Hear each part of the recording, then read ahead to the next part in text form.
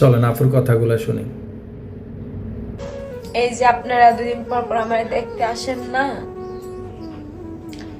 মেয়ে বোচা, মেয়ে খাটো, মেয়ে কালো, ভবিষ্যতে বাচ্চা কাচ্চা কালো হবে, মেয়ে পছন্দ হয় না। আচ্ছা একটা বার চিন্তা করেন তো, আপনার নিজের ঘরের মেয়ে যদি এরকম হইতো, তারা যদি কেউ রিজেক্ট করতো, তখন কেমন লাগতো আপনাদের? ভালো লাগতো?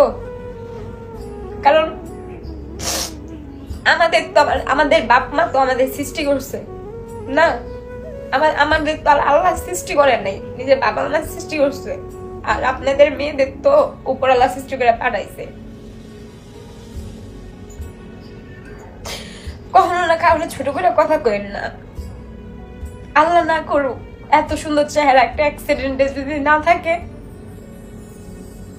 কারোর কাছে যদি ছোট হন তখন বুঝবেন যে আসলে মানুষটা ছোট করলে কতটা কষ্ট হয়।